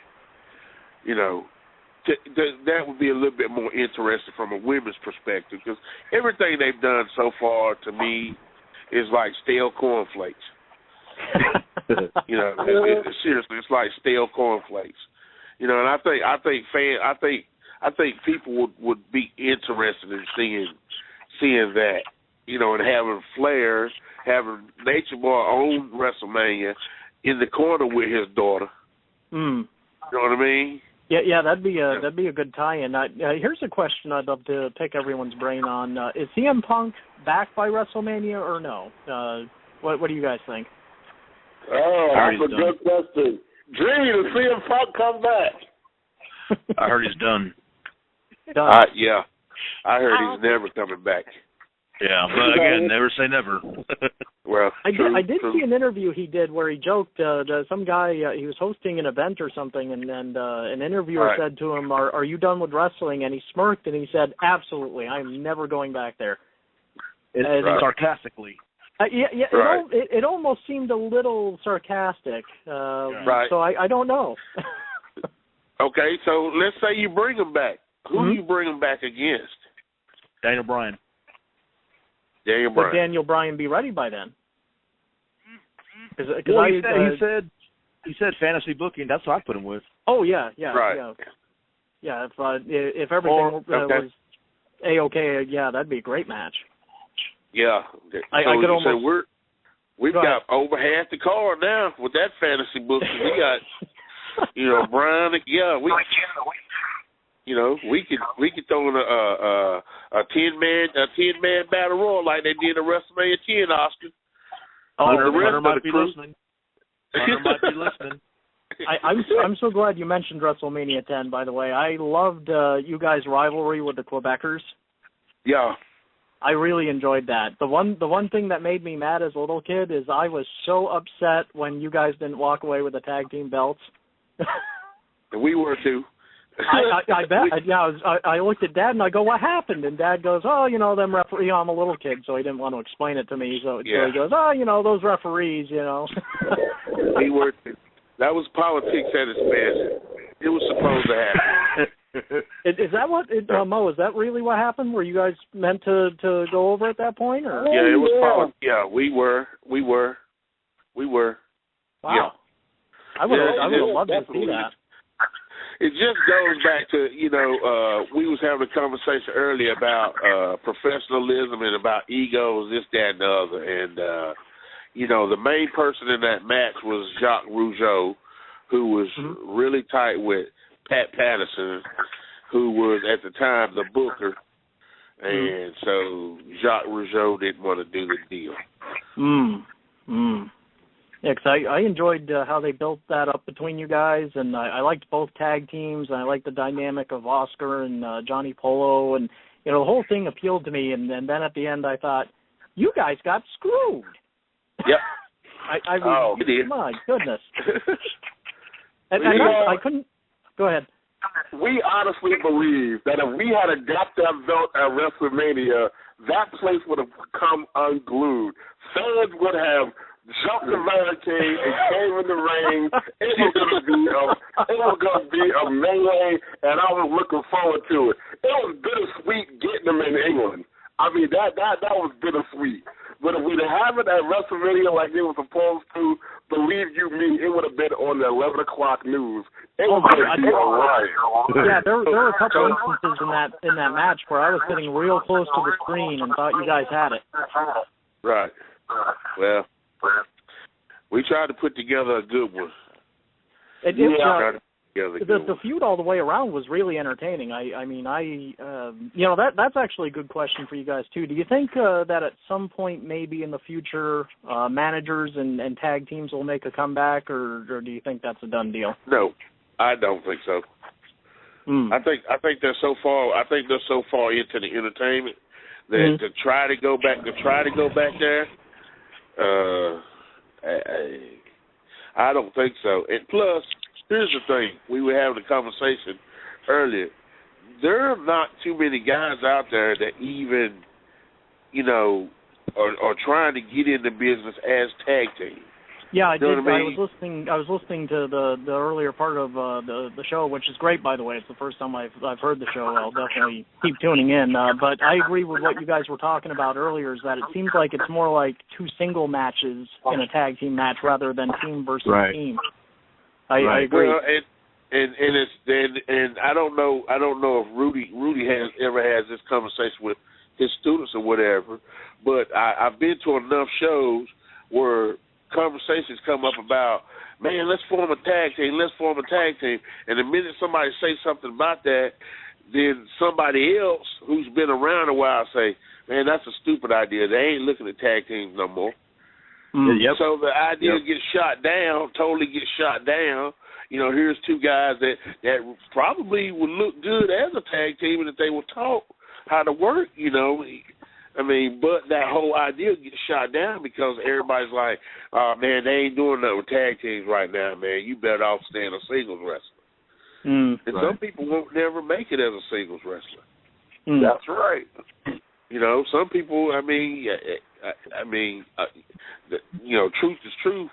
I would be willing to bet 10 cents to a donut that if Nelson and I had worked this business as two singles wrestlers the whole time, he would have went on somewhere and been, you know, this huge singles wrestler, and me with my vertical, you know, my vertical and my horizontal challenges would not have gotten, you know, a job. That's not to say that I wouldn't have worked just as hard, but there was an advantage to having a 6'10" tag team partner that was 500 pounds. I don't think you give yourself enough credit, Mo, because I found all three of you entertaining in your own ways. I mean, Mabel was obviously the muscle. Right. But, you know, like you were saying earlier, you went in there and you took a lot of bumps and you did a lot of things that, you know, for as awesome as Mabel was, God rest his soul, you know, I couldn't see Mabel, I couldn't see him falling and taking shots like you were taking. And then Oscar would you compare them to a variation of the Freebirds? Yeah, in a lot of ways, because I mean, you know, I love the Freebirds. It's interesting to say that. I love them for the same reason. Each guy had a dynamic about them, right. And when you put the three together, they seem to heighten each other. Terry Gordy was the muscle, as was Mabel, and then Buddy Roberts was the bump guy, as was Mo, and then Michael Hayes was the singing, you know, the musical guy, and then there you have Oscar over there, you know. Yeah, that's a great comparison. You know, I've been in this business. I have been in this business 25 years, and that is the first time in my life I have ever heard somebody compare Men on a Mission to the Freebirds. I'm sitting like in awe right now. I thought of that the first few times I saw you guys on TV. I was like, wait a minute. And then, wait a minute. No, what? You know, but I think, you know, and then the way you guys are talking about it now, I remembered back then. That's what I saw it. That's an excellent point. Now that you mention that, I am thinking about the Freebirds, and it's like, yeah, they had sort of that same dynamic going. Exactly. But again, in fairness to you, Mo, you know, don't sell yourself short. I mean, Mabel was intimidating. You know, the TV didn't do him justice, I bet. But you know, each one of you guys had something special, and my favorite time was when you guys were all together like that. You know, you came out, it was fun, you guys got in the ring and did the damage, and then went right back to the fun. I mean, I was hooked the whole time you guys were out there doing a match. Wow. You know, that might be putting it on a little bit thick, but I mean, I really enjoyed the presentation that you guys had when you would come out. I appreciate that. Thank you. You're welcome. Well, now, what if you guys feuded with the Freebirds? Like, if we had a time machine, how would you guys go about like building a program with the Freebirds? Do you think? Best part of the match. I have to get over being marked out. That's the first thing. I have to get rid of the mark factor. Once we get past that, then we can work it out. Best part of the match would be Buddy Roberts and Mo. Mm-hmm. I think it would have to be. I think it would have to start somewhere with. I mean, just in start, it had to start somewhere with us doing a ringside interview and Oscar doing the rap, and then out of nowhere here come the Freebirds and Michael Hayes grabs the microphone and he starts his little deal. You know, because Michael Hayes can talk crap like nobody's business. You know, I think that would be the start. You know, and he tried to bust on Oscar, and eventually Michael Hayes ended up slapping the shit out of Oscar. And here we go. It would be a program that started. Wow, I could almost visualize like Oscar, you know, rapping you guys' song, and then Michael Hayes having an issue because Bad Street USA is music. You know, what you guys are singing isn't, and then you know you guys get involved. Oh man, just seeing Terry Gordy going, "We got a problem," and then Mabel going, "Yeah, I think we do." I can see Michael Hayes saying, "I don't want to hear that jungle music." Wow! It would be a program like what WCW tried doing with Master P, and they brought the rap stuff into the program with I think like Kurt Hennig and those guys, And Kurt Hennig made that song "I Hate Rap" or something. Yeah, I hate rap. Right, the West Texas Rednecks and the the group with Conan. Vince would put a better spin on it, though. Yeah. Vince would put a better spin on it. That's crazy. Wow. I'm just sitting here thinking this is amazingly cool. I hope you guys don't mind if I'm just being a big goofy fan here, but this is awesome. Rudy boy. Oh, no, we're happy to have you. Rudy boy, while I have you on the phone, you've got I don't know if I missed it or not, but you've got some type of benefit coming up. Is it this weekend? It's going to be August 30th. What happened was one of my guys just started training, and we're not really too sure. It might have even been a pre-existing condition, but he collapsed in our ring and he passed away. So, his family, they don't have, they don't have a whole lot of money. So what we're doing is we're doing a benefit show for him August 30th. 100% of the proceeds is going towards his family to help pay for whatever funeral expenses that came about and whatever else they may need. I'm also looking at doing a few other things. It seems like his girlfriend just told him like that week that she was pregnant. So yeah, so it's a big pill to swallow, but I'm gonna try and make it right. He was only training with us for a couple of weeks, but I still call him one of my guys. So I'm gonna try and make it right with him, and do what I can. But yeah, August 30th here in San Antonio. Yes, sir. San Antonio. Have you or anybody set up some kind of a memorial fund where we could send in a little donation or something, to kind of help things out? I'm thinking of putting together one of those GoFundMe website deals. Okay. We put that money. I just got to get with his. I got to get with his cousin about that, and make sure that we can set it up properly. I don't want anything happening to the money and someone pointing fingers and I want to make everything right with his family. Now, who do you have coming to the memorial? You have what show? Who you have performing wrestling? Right now it's going to be myself, and I have a couple of boys that have been training that are working now. Terrell Tempo and Tassico, a kid down here named Chris Marvel. The West Texas Legacy, a couple of boys out of West Texas. A bunch of local guys. There's a couple of guys from Tennessee that say they want to come down for the drive. So I'm trying to at least make arrangements where they can have a hotel to stay in at, or something. Gotcha. And then, I'm not putting a limit on, we're only going to have 5 matches or 6 matches. Whoever wants to come in and work, I'm going to try and see if I can get somebody to barbecue some food, put a grill out there and cook up some hot dogs or something for the guys to at least eat, Gotcha. And like I said, 100% of the proceeds is going to go to his family. Gotcha. Well, you make sure that you set that GoFundMe. Once you set that up, you share it. We'll share it, and we'll go on there and make a little donation or something to show our love and support. Because these guys come to my school. They're just trying to live that dream.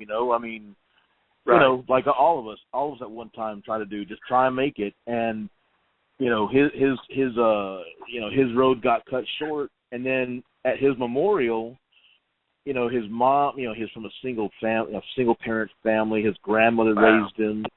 It was tough to listen to, and I'm sitting here saying, man, I had 2 parents.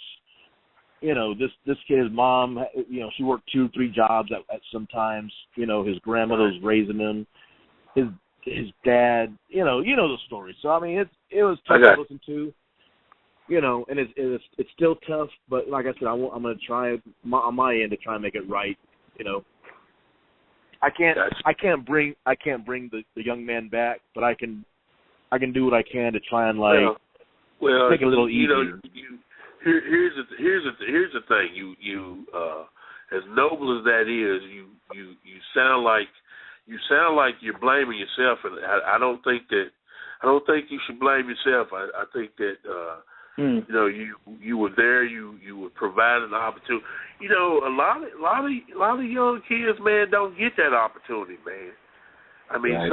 Man, I'm telling you what, when Nelson and I broke into the business, man, we practically had to just show up at people's shows, man, buy a ticket, sit on the front row, and cross the rail and act like we was wrestling before anybody would even just give us a shot, man. Right. You know, right. and I did the same. You know, here it is, 25 years later, Nelson is gone, and I was thinking in mind because they just did the very last Mid-Atlantic Legends thing in Charlotte, right? 25 years later, Nelson is gone. We made a name for ourselves in this business, and the very person that started that Mid-Atlantic Legends thing is the first person that allowed us to work for him. We worked for that guy, and not once in the 10 years that he's done that he invited us to come and work on that Mid-Atlantic Legends thing. And I think that just you provide the opportunity for this guy, it's a tragic thing, man, and nobody knows what's inside of our bodies, man. I could be sitting here right now having a conversation with you and hang up the phone and just die. Just like Nelson stepped out of the shower. You know, just stepped out of a hot shower and just collapsed and had a heart attack, you know.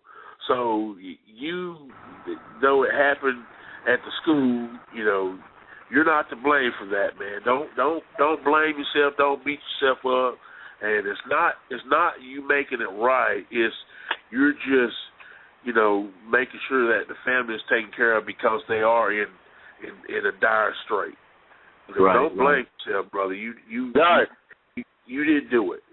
All right. Don't blame yourself, but guess what? The fastest 2 hours of radio in life are up.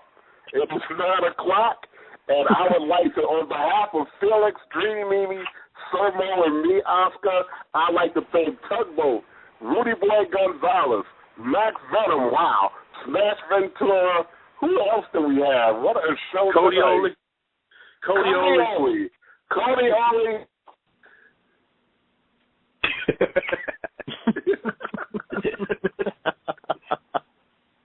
I enjoyed it, guys. Oscar there, guys. We lost Oscar. Thank you for being on. I enjoyed it, guys. We'll see you guys, okay? Thank you all for joining us tonight. Yes, sir. Thank you, guys. Rudy. Okay. Have a great night, everybody. Bye-bye. Y'all do the same.